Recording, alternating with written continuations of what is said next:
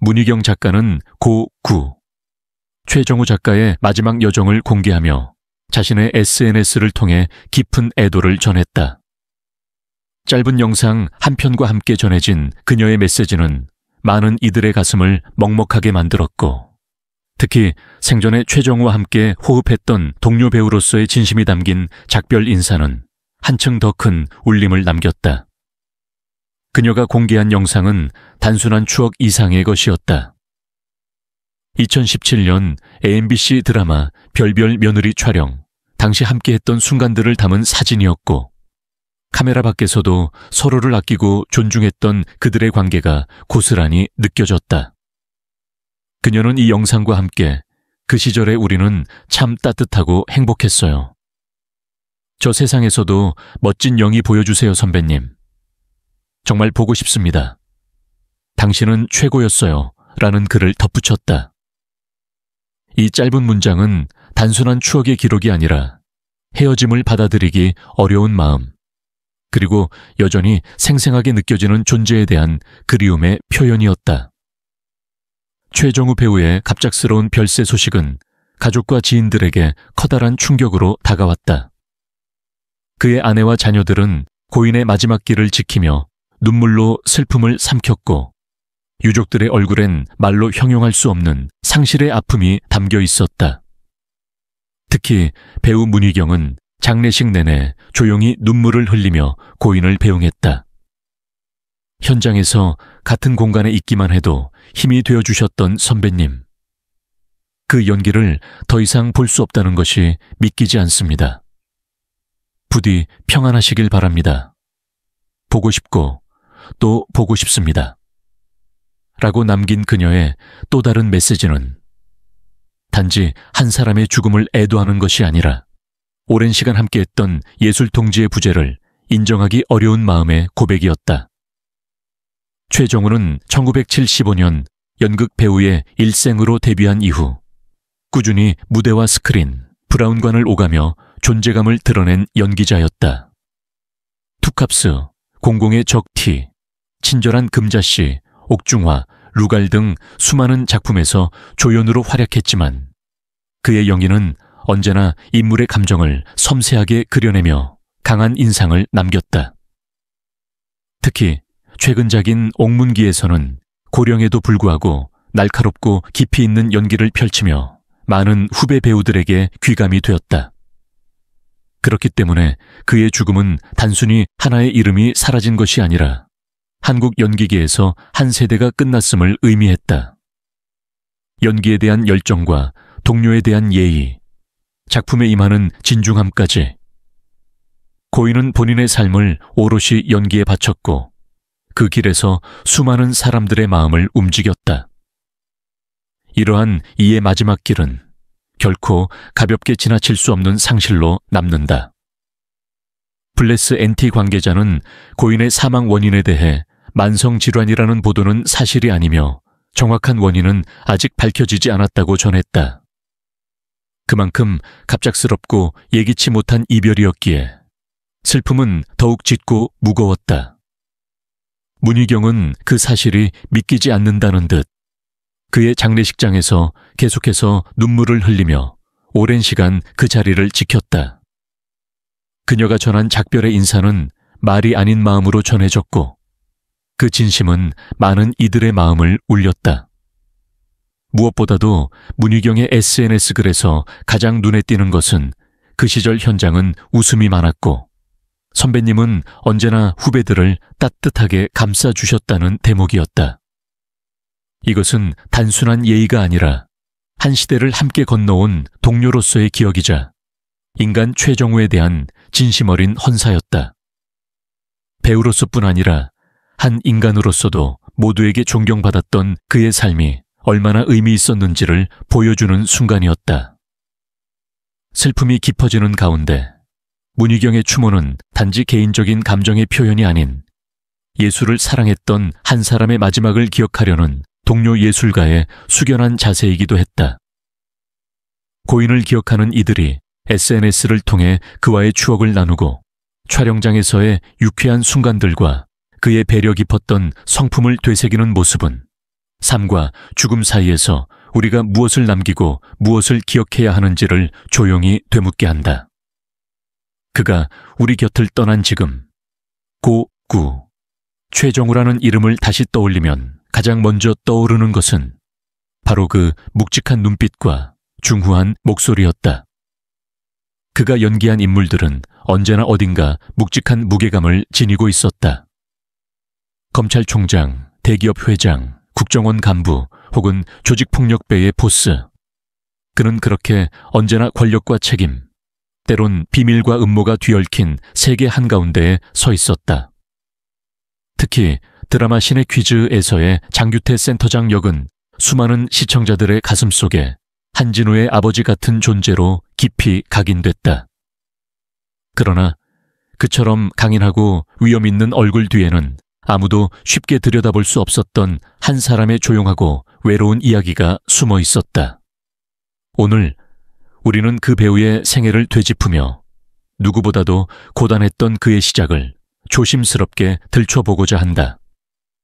최정우. 1957년 서울의 한 낡은 골목에서 그는 조용히 세상에 태어났다. 어린 시절부터 그는 매우 조용한 아이였고 늘 그림자처럼 주변을 맴돌았다. 그가 자란 집은 경제적으로 풍족하지 않았으며 가족의 생계를 책임졌던 아버지는 잦은 부재로 일관했다. 어머니는 재봉틀 앞에서 하루 종일 바느질을 하며 식구들의 끼니를 마련했다. 어린 최정우는 그런 어머니의 등을 보며 세상이란 고요하지만 잔인한 곳이라는 사실을 너무 이른 나이에 깨달아야 했다. 텔레비전조차 없던 그의 집에서 유일한 오락은 골목 어귀에서 들려오는 라디오 소리였고 극장 앞을 지나치며 쳐다보던 영화 포스터는 그에게 마치 다른 세상의 창문처럼 느껴졌다. 그는 14살이 되던 해 동네에 연극을 하러 온 지방 극단의 공연을 몰래 구경하다가 생애 처음으로 연기라는 세계에 발을 들였다. 무대 위에서 쏟아지는 조명, 땀에 젖은 배우들의 숨소리, 그리고 관객의 숨죽인 눈빛.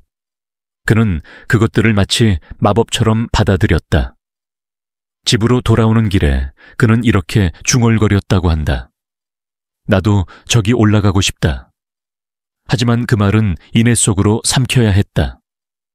그는 예고에 진학할 수 없었고 연기를 배울 형편도 아니었다. 결국 고등학교 졸업 후 곧바로 직장을 전전하며 가족의 생계를 도왔다. 막노동과 식당 배달, 신문 배달까지. 그의 손바닥에는 늘 굳은 살이 박혀 있었지만 마음 한구석엔 늘 무대가 자리를 지키고 있었다. 성인이 되어 20대 중반이 된 그는 더는 그 갈망을 참을 수 없었다. 마침내 용기를 내어 연극 아카데미의 야간 강좌에 등록했다. 낮에는 공장에서 일하고 밤에는 연기 수업을 들으며 그는 누구보다도 절박하게 무대의 문을 두드렸다. 1975년 그렇게 어렵게 얻은 첫 기회는 연극 배우의 일생의 단역이었다. 대사가 단 2줄뿐인 조연이었지만 그는 그 배역을 위해 2달 동안 대본을 통째로 외웠고 매일 극단에 가장 먼저 도착해 연습실 바닥을 닦았다. 당시 함께했던 배우들은 그 친구는 단역이 아니라 주연처럼 연습했어 라고 회상한다. 그것이 바로 최정우의 첫걸음이었다. 누가 알아주지 않아도 그 길을 포기하지 않았다.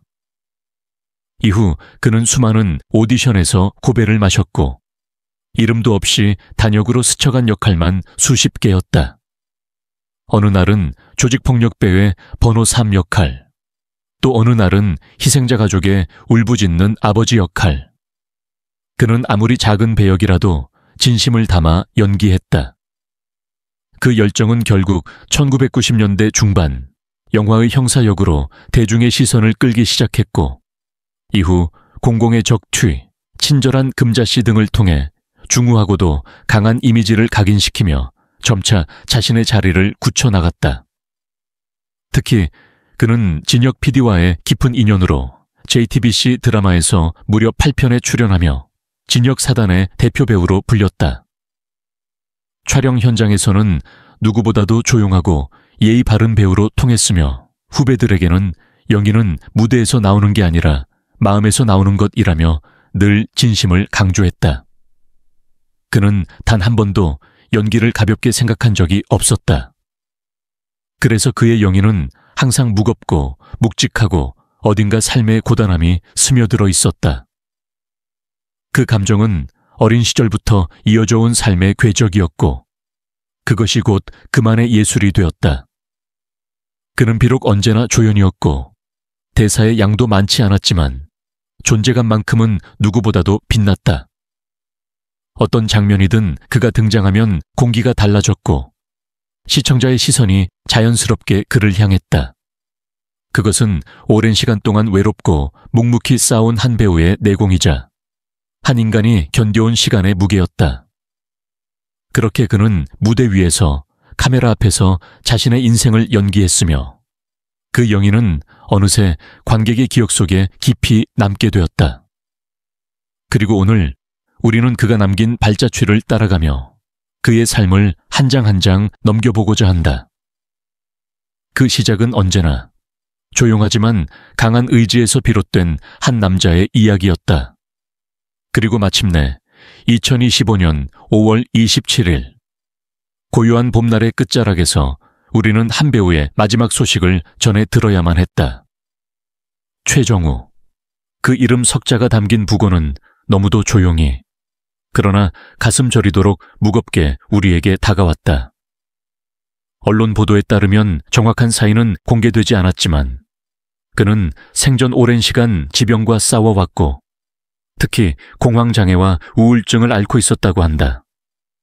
화려한 스포트라이트 속에서 진중한 배역으로 우리에게 위로를 주던 그가 정작 자신의 마음속 고통은 감춰둔 채 홀로 견뎌왔다는 사실은 너무도 슬프고 또 뭉클하다. 우리는 종종 잊는다. 무대 위의 배우도 카메라 앞의 인물도 결국 한 명의 인간이며 웃고 떠드는 장면 뒤에 눈물과 외로움이 있다는 사실을. 최정우 배우는 묵묵히 자신의 고통을 감춘 채 늘 단단한 얼굴로 세상을 마주했다. 그러나 그런 모습 속엔 누구보다 여린 마음이 숨어 있었고 그 마음은 누구보다도 깊은 상처를 안고 있었을지도 모른다.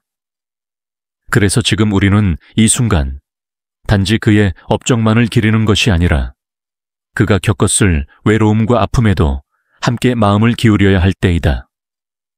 사람은 누구나 약할 수 있다. 그리고 그 약함은 숨기려 한다고 사라지는 것이 아니다. 공황장애, 우울증, 불안감은 결코 약자의 증표가 아니다. 그것은 오히려 너무도 많은 것을 책임지고 살아가는 사람들이 감내해야 하는 감정의 무게이기도 하다. 최정우 배우가 그러했듯 우리의 주변에도 말없이 고통을 견디고 있는 누군가가 있을지 모른다. 그렇기에 우리는 이제 더 이상 침묵해서는 안 된다. 우리는 서로를 바라보고 더 자주 안부를 묻고 때론 말없이 손을 내밀어야 한다. 그것이 우리가 할 수 있는 작지만 가장 진실된 사랑의 표현이 아닐까. 그가 남긴 연기와 삶의 흔적들은 오늘도 우리의 기억 속에 선명히 남아있다. 이제는 그의 고통이 끝났다는 사실이 조금은 위로가 되기도 한다.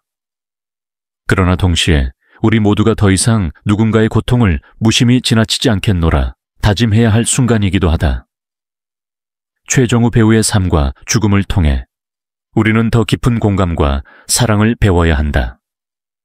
그리고 그것이야말로 고인을 진심으로 기리는 가장 따뜻한 방식일 것이다.